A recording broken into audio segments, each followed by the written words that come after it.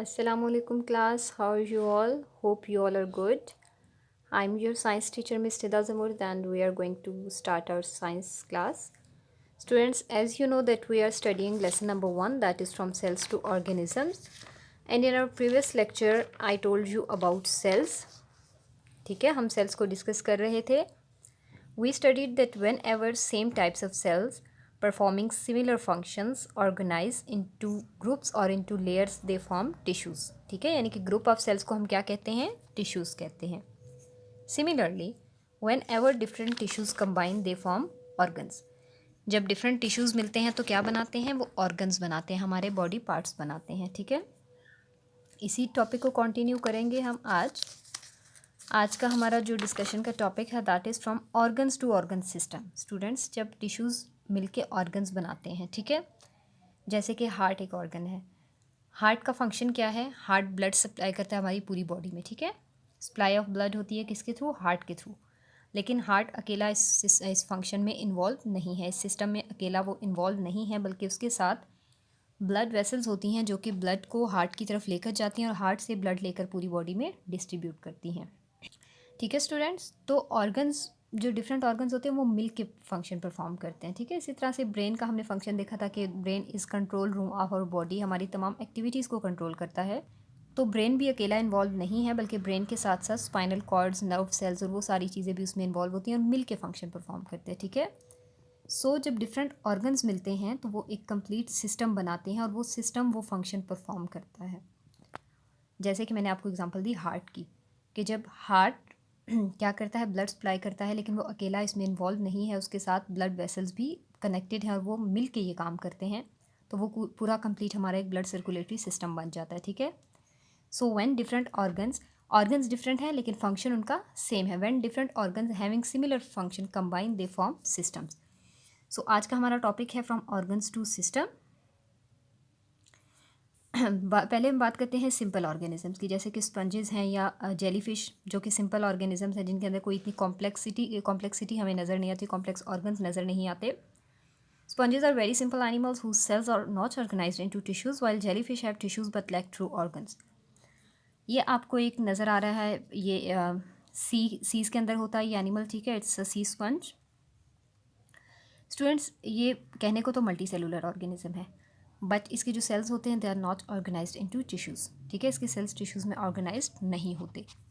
Similarly jellyfish भी एक sea creature है एंड इट हैज़ टिश्यूज़. ठीक है, जेलीफिश के अंदर टिश्यूज़ होते हैं but it lack true organs. इसका कोई हमें बॉडी पार्ट एक मतलब लाइक आप कह लें डिफ्रेंशिएटेड बॉडी पार्ट्स इसके अंदर नहीं हैं.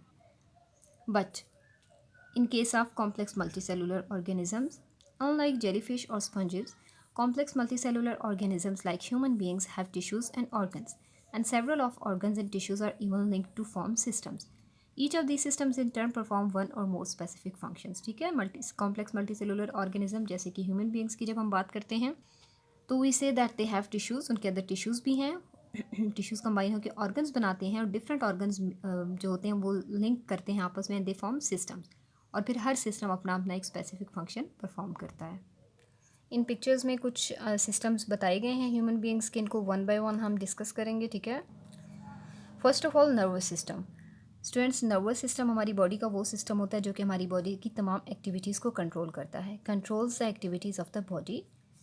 Number 2, ensures that all parts of the body work together smoothly. Number 3, enable the body to respond to changes. सबसे पहले तो हमारी बॉडी की जितनी भी एक्टिविटीज़ हैं ये उनको कंट्रोल करता है. As I told you before, that brain is considered as control room of our body. हम जो भी काम करते हैं, हम बोलते हैं, सुनते हैं, लिखते हैं, पढ़ते हैं, उठते बैठते सोते जागते, जो भी एक्टिविटीज़ हम परफॉर्म करते हैं, these are controlled by this organ that is known as brain. वो हमारी बॉडी का कंट्रोल रूम है, वो पूरी बॉडी को कंट्रोल कर रहा है. अगर किसी बॉडी पार्ट का ब्रेन से कनेक्शन कट जाए तो वो बॉडी पार्ट अपना फंक्शन परफॉर्म करने के काबिल नहीं रहता. ठीक है, सो ब्रेन, नर्व्स और स्पाइनल कॉर्ड्स, ये तीनों चीज़ें मिलकर जो सिस्टम बनाती हैं. ब्रेन एक सेपरेट ऑर्गन है, नर्व एक सेपरेट ऑर्गन है और स्पाइनल कॉर्ड एक सेपरेट ऑर्गन है. ये तीनों ऑर्गन्स मिलकर जो सिस्टम बनाते हैं that is known as nervous system. So I think that now it is clear to you that how organs combine and form systems. So nervous system का function क्या है? First of all nervous system हमारी body की तमाम activities को control करता है। Secondly ये कोऑर्डिनेशन बनाता है बिटवीन डिफरेंट बॉडी ऑर्गन्स, ठीक है। डिफरेंट बॉडी पार्ट्स एक दूसरे की कोऑर्डिनेशन में वर्कआउट करते हैं। कैसे? फॉर एग्ज़ाम्पल, अगर आप रोड क्रॉस कर रहे हैं, ठीक है, आप देखते हैं कि आपकी लेफ़्ट साइड से या राइट साइड से गाड़ी आ रही है, तो क्या होता है कि आप पीछे हो जाते हैं, ठीक है।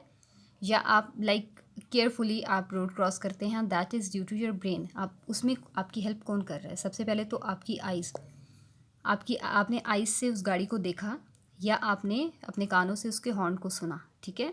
सो यहाँ पर आपका एक सेंस ऑर्गन इन्वॉल्व है, आइज़ या ईयर्स। और सेकेंडली जब आपने मूव किया अवे फ्रॉम दैट कार, जो कार आ रही है आपने उससे दूर मूव किया, तो आपके मसल्स इसमें इन्वॉल्व हैं, ठीक है। सो हम कह सकते हैं कि ब्रेन या हमारा नर्वस सिस्टम क्या करता है, वो बॉडी के डिफरेंट पार्ट्स को इनेबल करता है कि वो एक दूसरे की कोऑर्डिनेशन में स्मूथली वर्कआउट कर सकें, ठीक है स्टूडेंट्स। और तीसरा इसका फंक्शन क्या है? Enables the body to respond to changes. Environment में कोई भी चेंज आता है तो ये हमारी बॉडी को उसको रिस्पॉन्ड करने के काबिल बनाता है, ठीक है। फॉर एग्जांपल, अगर टेम्परेचर इंक्रीज़ हो गया है या टेम्परेचर डिक्रीज़ हो गया है, सो यू रिस्पॉन्ड अकॉर्डिंगली। तो ये सब कुछ कौन कंट्रोल कर रहा है? Nervous system. Second is blood circulatory system. Blood circulatory system में कौन कौन से ऑर्गन्स हैं? हार्ट, आर्टरी, वेन, ठीक है। हार्ट क्या है? बेसिकली ये एक पंप की तरह काम करता है, ब्लड पंप करता है पूरी बॉडी में। आर्टरीज वो ब्लड वेसल्स होती हैं जो कि हार्ट से ब्लड लेकर पूरी बॉडी में डिस्ट्रीब्यूट करती हैं। और वेन्स वो वेसल्स होती हैं जो कि पूरी बॉडी से ब्लड कलेक्ट करके वापस हार्ट तक पहुंच जाती हैं, ठीक है। फंक्शन क्या है? Transport digested food, oxygen, carbon dioxide and other useful और waste materials to various parts of the body.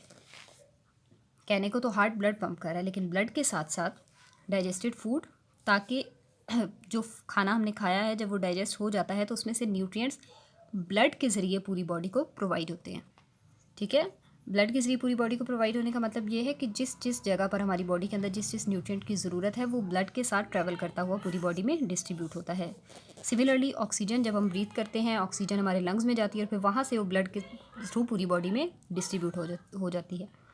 Carbon dioxide and other useful और वेस्टफुल मटेरियल, मतलब जितने भी मटेरियल्स हमारी बॉडी के अंदर ट्रांसपोर्ट होते हैं वो कैसे होते हैं? With the help of this system that is known as blood circulatory system. ये भी 3 ऑर्गन से मिलकर बना होता है, heart, arteries and veins. Next system is digestive system. Digestive system क्या करता है? जो हम खाना खाते हैं या फूड इनटेक करते हैं, it breaks food down into simpler form which can be absorbed into the blood stream.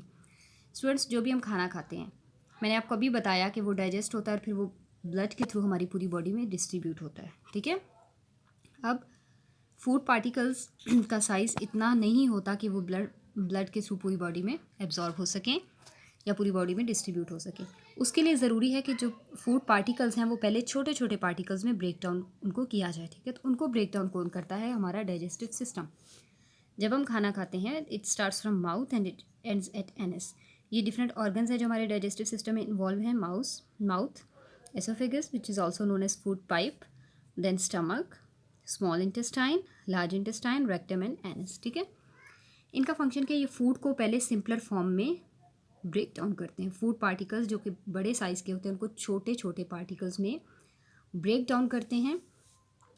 ये प्रोसेस माउथ से स्टार्ट हो जाता है और स्मॉल इंटेस्टाइन में आके ये प्रोसेस बिल्कुल कंप्लीट हो जाता है। जब फूड माउथ से होता हुआ, स्टमक से होता हुआ स्मॉल इंटेस्टाइन तक पहुंचता है तो वो बिल्कुल डाइजेस्ट हो चुका था, बिल्कुल वो इतने छोटे पीसेस में ब्रेक हो चुका था कि वो आसानी से ब्लड में एब्जॉर्ब होकर हमारी पूरी बॉडी को डिस्ट्रीब्यूट हो जाएगा। ओके स्टूडेंट्स, ये 3 सिस्टम्स हमने देखे हैं, बाकी के 3 सिस्टम्स हम इंशाल्लाह कल नेक्स्ट लेक्चर में देखेंगे। That was all about today.